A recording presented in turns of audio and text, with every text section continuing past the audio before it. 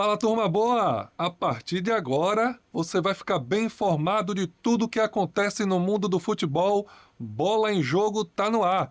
Nós temos um encontro marcado de segunda a sexta-feira aqui na TV Cidadã, às 14h30. Você não pode perder. Mas se não deu para assistir pela TV, fica disponível lá no nosso YouTube. É só você acessar TV Cidadã Alagoas e lá você vai conseguir assistir o programa na íntegra.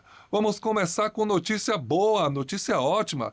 Teremos a Copa do Mundo de Futebol Feminino, em 2027, e Maceió foi escolhida para receber uma das seleções para realizar seu treinamento aqui no estádio Rei Pelé.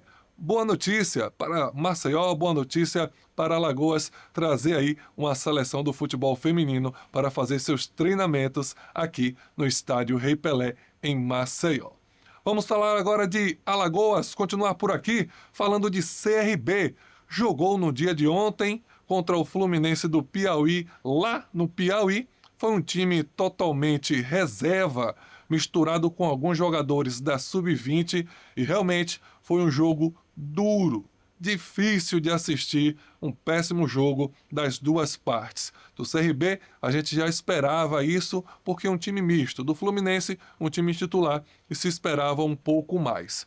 Jogadores que foram atacantes do CRB, o Vinícius Nunes, João Neto e o Pato, novamente não entregaram nada de interessante para o técnico Barroca. Tá difícil a situação do CRB, que volta a jogar no próximo sábado, às 20h45, contra o Juventude, pelo Campeonato Brasileiro da Série B. O CRB, que vai em busca aí da sua primeira vitória na competição nacional. Situação difícil. O presidente do CRB, o Mário Marroquim, ele deu uma entrevista coletiva na tarde de ontem, e a gente vai colocar na tela agora para você assistir 2 pontos que ele trouxe. Falou sobre a escolha de ter um elenco somente com 30 atletas e também a situação financeira do CRB. Vamos ouvir. A escolha de trabalhar com 30 atletas foi feito o planejamento desde o ano, do início do ano.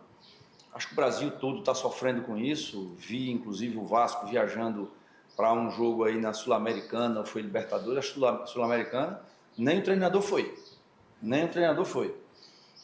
mandando inclusive a equipe alternativa, e isso o Brasil todo está sofrendo.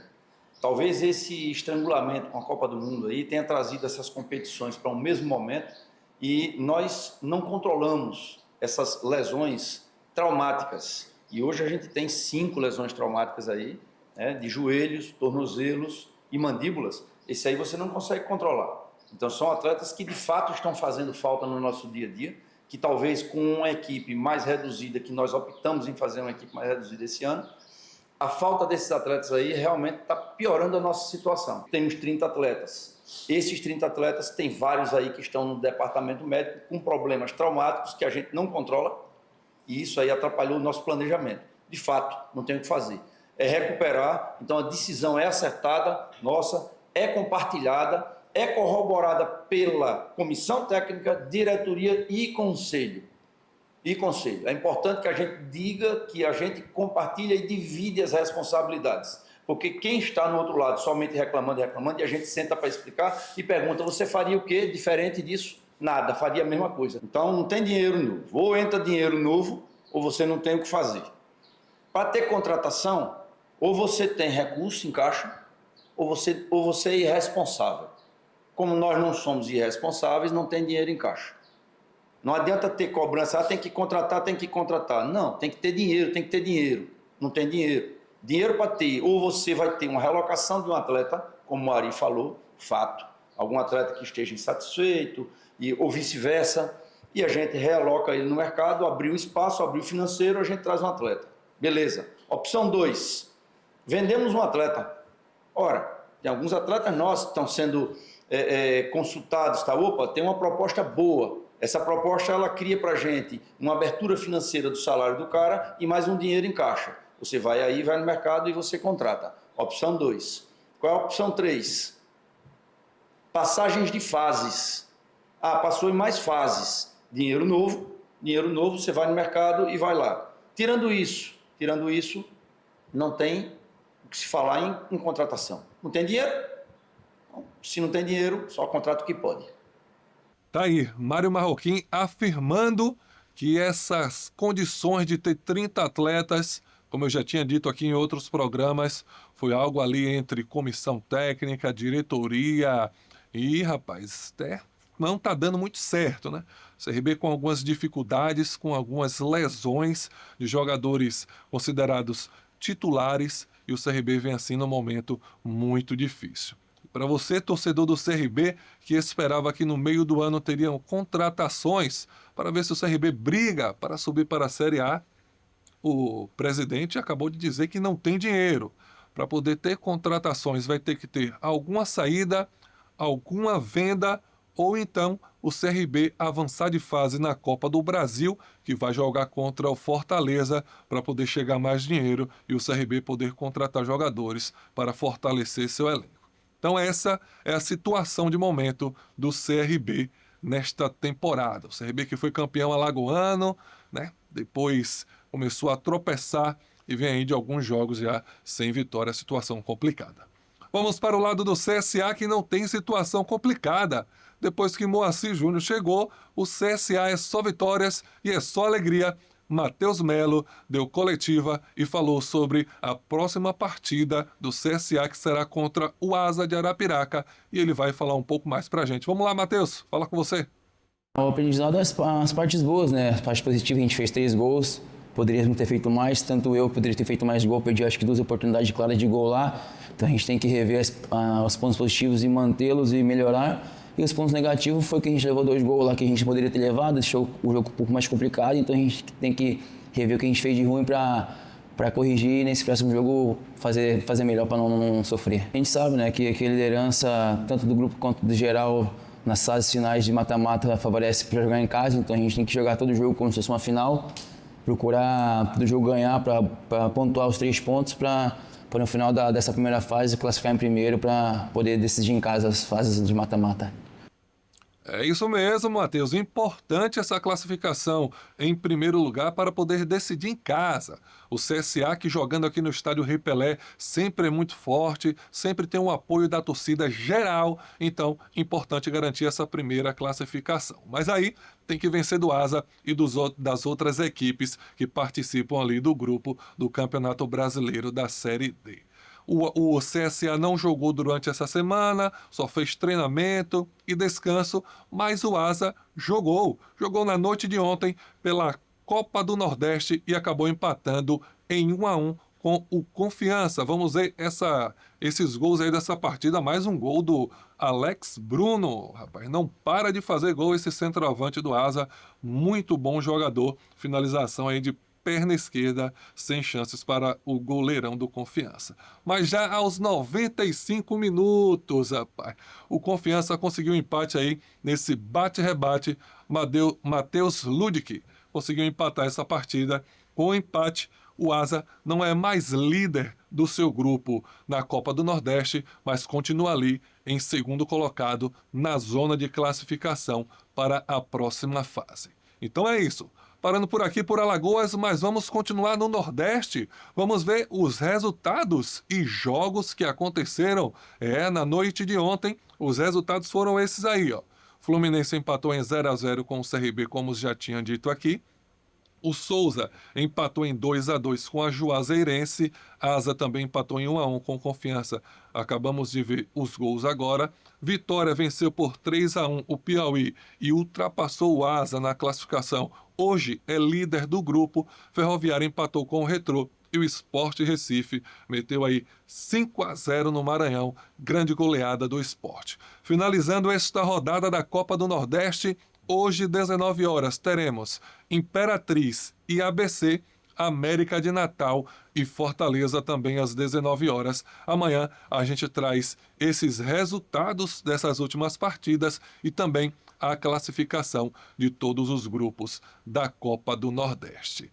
Ontem também tivemos Copa Sul-Americana, tivemos também Libertadores da América. Vamos ver os gols dos nossos clubes aqui do Brasil. Coloca na tela, Thales, começando com Copa Sul-Americana.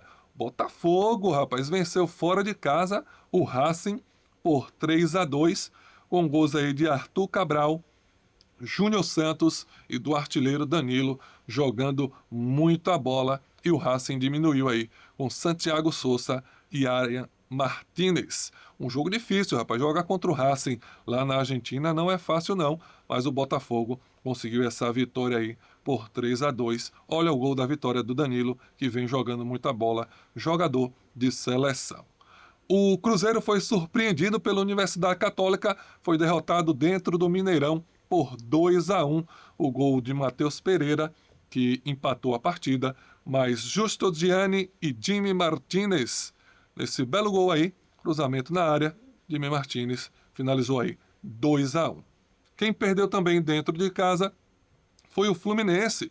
Até saiu na frente com o gol do Guilherme Arana, batendo de primeira aí, golaço do Fluminense, mas o Independente Rivadavia, é até difícil de falar esse nome, eu nunca vi esse time na Libertadores, virou a partida aí com o gol do Sartori e também do Alex Arce, nessa lambança da zaga do tricolor do Fluminense, no finalzinho aí, a virada do Independente Rivadavia, e aí finalizou 2-1.